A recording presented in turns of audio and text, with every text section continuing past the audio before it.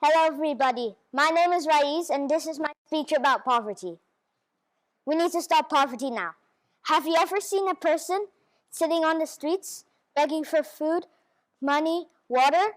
That's poverty and hunger, and that's why I'm here today, to tell you 3 reasons why it's important to me and 3 tips on how to stop it with the technology we have today. I'm from Bangladesh, a country near South Asia, near India and Pakistan. It's a country with quite a bit of poverty, but we're working on it. Our economy isn't perfect. When I was 9, my father had shown me a photo of a man picking food from the garbage while there were many crows surrounding him. This happened in 1974 after the Bangladesh Liberation War, when we gained our independence from Pakistan, and during the Bangladesh famine. We suffered a lot during those times. That had shown me how deadly poverty could be, but it also inspired me to take action. Second reason why it's important to me. Since now I don't live in Bangladesh, in fact I never did live in Bangladesh. I used to live in Singapore before I lived in England, right here. It's just most of my family is Bangladeshi, so I feel a very strong connection to the country. Now that I live in Surrey, sometimes I go to London because I have friends there and there's quite a bit of activities there. But sometimes when I visit London, I see people on the streets and sometimes refugees, and it makes me feel sad. And it was another reason why I wanted to take action. When I was 8, I was obsessed with getting rid of poverty. And don't get me wrong, I still am. Or else I don't think I would be on stage right now.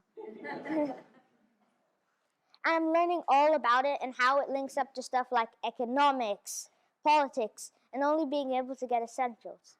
How much does it cost just to buy the essentials? Shelter, food, water, and medicine.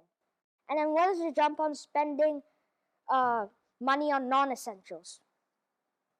So I'm going to give you guys a scenario here, okay? Imagine someone with scarce money have their weekly salary come in, and his or her family decides they want to spend some money. So the children, for say, might want something like an Xbox, maybe a new game on the PlayStation, I don't know, maybe an iPhone. I don't have one, and I sure really do want one. And the parents, I think they would probably want maybe a car, jewelry, handbags. I don't know, I'm not a parent. But they don't choose any of the options I mentioned. I'm going to give you guys a few seconds to think what it was, and now I'm going to tell you what it was. It is food and utilities. And now you're thinking why. I'll answer that question. Because food and utilities are the important stuff. The stuff you need to live on. The essentials. So now that you guys get that some people can't afford the fun stuff like PlayStations, Xboxes, cars, and iPhones, and some people are barely lucky enough to get the essentials: shelter, food, water, and medicine. And there's a reason for that. In fact, there's many reasons. Here is just a few of them. It could be because you might have an underpaying job. You might come from a family that isn't very wealthy. You might be in debt. Or you could come from a country with a lot of inflation and poverty similar to Bangladesh. Now that you can see poverty is very important to me and many others, I will tell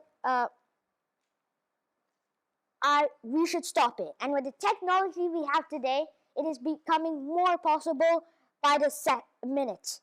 Heck, no, by the second. AI can program a video game. AI can help make a book. AI can make rich people richer than they are now. How about using AI to provide free education to the poor? 3D printing can make fidgets.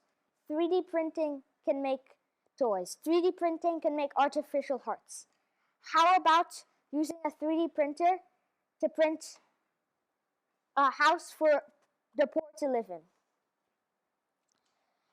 And you can do many things with a drone. You can play with a drone, mess around with a drone, but the thing I'm particularly focusing on for a drone is to use a drone to send food to people who can't reach it, are unable to get it.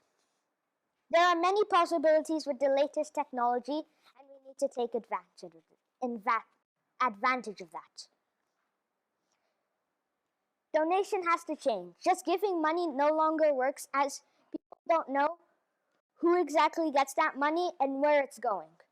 Professor Muhammad Yunus, who happens to be the leader of our country right now, is a Nobel Peace Prize winner because of his attempts to eradicate poverty with the help of the Grameen Bank. Here's one of his most famous quotes: "Money begets money. If you don't have that, you wait around to be hired by someone by the mercies of others. If you have that money in your hand, you desperately try to make the best use of it and move ahead. And that's called generating income for yourself." Muhammad Yunus helped people by lending them money to make a business. Because if you got a business, you got a salary. And if you get a salary, you're set for life. So when the time comes, fingers crossed, you become a successful company, you'll be able to pay back the loan. Muhammad Yunus and the Grameen Bank lends over 2.5 billion a year to 9 million borrowers, approving, and that billion is dollars, by the way, approving between 1,000 to 2,000 business proposals each month. A lot of food is wasted. My father's in the agri-food business, and I learned a lot about how we can create systems where excess food can be donated to people in need instead of throwing it out. Many people and companies are forced to throw food out as they don't have a way to donate it. Let's fix that. And maybe in 50 to 70 years, poverty will slowly start to vanish. Thank you.